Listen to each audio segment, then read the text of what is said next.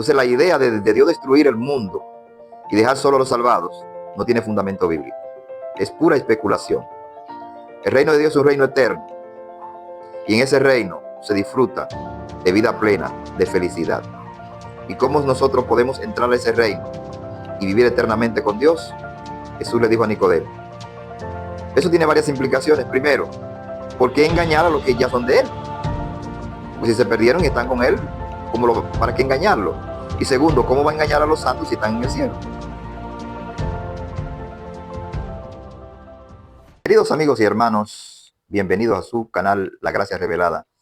Y en esta sección titulada La Escatología Consumada, donde estamos estudiando los eventos finales, lo que las Escrituras presenta como los eventos del tiempo del fin. Y estuvimos haciendo una introducción en días anteriores, Apocalipsis capítulo 20, que es un tema que es de mucho interés en el mundo cristiano, donde se habla del milenio. Y en esta ocasión vamos a hablar algo de ese tópico. Apocalipsis capítulo 20, versículo 1 al 3 leemos. Vi a un ángel que descendía del cielo con la llave del abismo y una gran cadena en la mano. Y prendió al dragón, la serpiente antigua, que es el diablo y Satanás, y lo ató por 1000 años. Y lo arrojó al abismo y lo encerró, y puso su sello sobre él para que no engañe más a las naciones, hasta que se cumplan los 1000 años. Después de esto debe ser desatado por un poco de tiempo. Lo primero que tenemos que ver aquí es que hay muchos elementos simbólicos, como una cadena, una llave, que son asuntos espirituales. Pero en esta ocasión nosotros vamos a hacer un breve análisis de una creencia popular en algunos círculos, donde se dice que Satanás es echado al abismo en el sentido de que es abandonado a un desierto.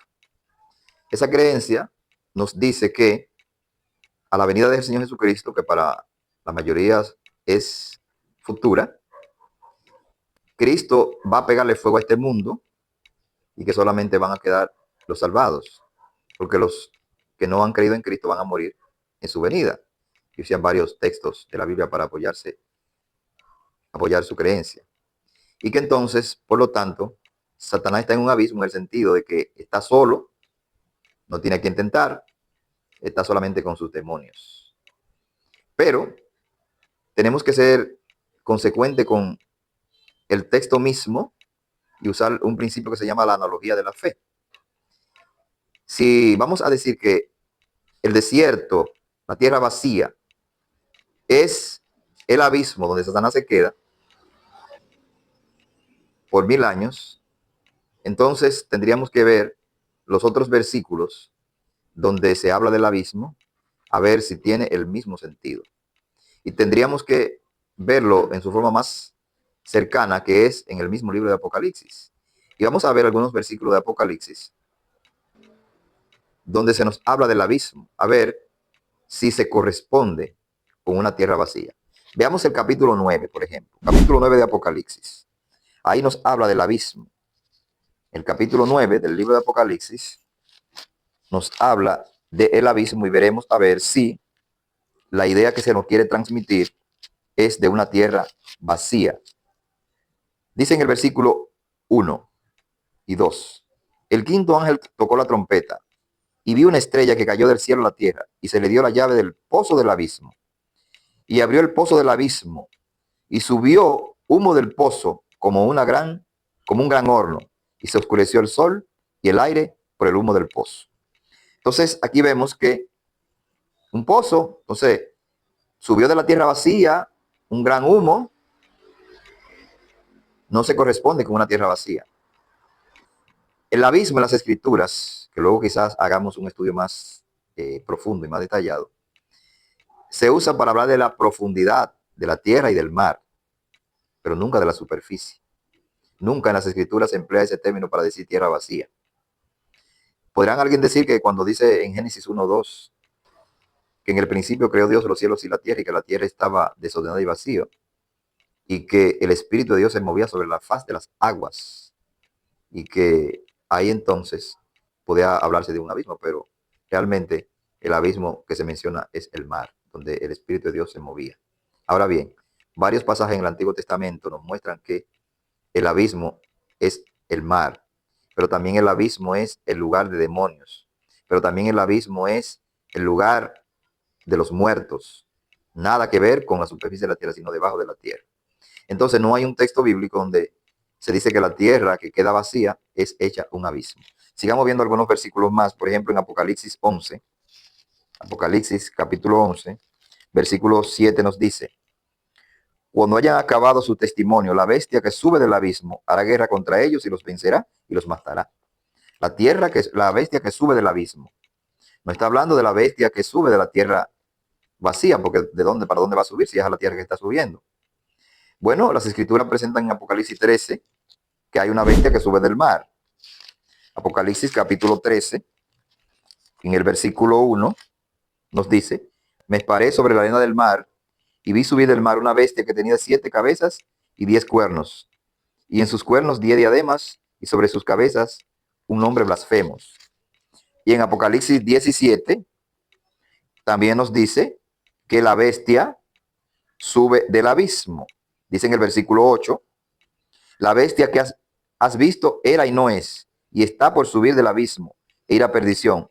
Y los moradores de la tierra, aquellos cuyos nombres no están escritos desde la fundación del mundo en el libro de la vida, se asombrarán viendo a la bestia que era y no es y será. Entonces, en un lugar dice la bestia que sube del mar, en otro la bestia que sube del abismo. Porque el mar también es llamado abismo. Naturalmente, hay elementos muy simbólicos cuando se habla de que el mar es un abismo, porque también el abismo se refiere a un hoyo profundo, sin fondo. El abismo se refiere a un lugar de prisión para los demonios. Así lo dice Primera de Pedro 2.4, Segunda de Pedro 2.4, que a los ángeles que pecaron lo ha guardado en el abismo, en oscuridad.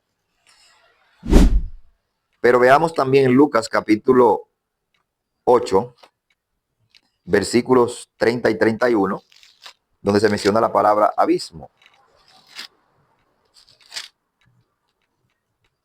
Y les preguntó Jesús diciendo: ¿cómo te llamas? Y él dijo: Legión, porque muchos demonios habían entrado en él, y le rogaban que no les mandase ir al abismo. Entonces no se corresponde que le dijera que le mandase al desierto, porque de hecho en el desierto estaban ellos, pero que no le mandase al abismo. De manera que el abismo en las escrituras nunca se habla de tierra vacía. Entonces en Romanos capítulo 10 se habla del abismo como el lugar donde están los muertos. Leemos en el versículo 7 que nos dice: ¿o quién descenderá al abismo? Esto es para subir a Cristo de entre los muertos. O sea, se presenta el abismo como el lugar de los muertos. Y en el libro de Deuteronomio capítulo 30, de donde Pablo está citando esta palabra, dice: esta palabra que yo te estoy dando no está de aquel lado del mar. Es decir, el mar y el abismo en las escrituras muchas veces son sinónimos. Cuando Jonás fue lanzado al mar, que estuvo en el vientre del pez 3 días y 3 noches, él dijo que Dios lo echó en el gran abismo. Entonces, nunca en las escrituras se habla del abismo como siendo una tierra deshabitada. El reino de Dios no es de 1000 años. Ya sabemos, en un estudio anterior hablamos de que el reino de Jesucristo es un reino eterno. Que los que son decapitados por él, por la palabra de él y por el testimonio de él, son los que reinan con él 1000 años. Pero el reino de él es un reino eterno. Y si es un reino eterno, significa que siempre está gobernando sobre alguien. La idea de que algún día Dios exterminará a todo ser viviente de la tierra y que solamente quedarán los salvados no tiene fundamento bíblico. Porque hay varios pasajes en el mismo libro de Apocalipsis donde se nos dice que Cristo reina sobre todas las naciones. Por ejemplo, en Apocalipsis 2, del 25 al 27, Jesucristo dice que el que venza le dará autoridad como él la recibió de su Padre, y que tendrá autoridad sobre todas las naciones. En Apocalipsis 22, versículo 5 nos dice: y reinarán con él por los siglos de los siglos. Es decir, eso tiene varias implicaciones. Primero, ¿por qué engañar a los que ya son de él? Porque si se perdieron y están con él, ¿para qué engañarlo? Y segundo, ¿cómo va a engañar a los santos si están en el cielo? Entonces la idea de Dios destruir el mundo y dejar solo a los salvados no tiene fundamento bíblico. Es pura especulación. El reino de Dios es un reino eterno.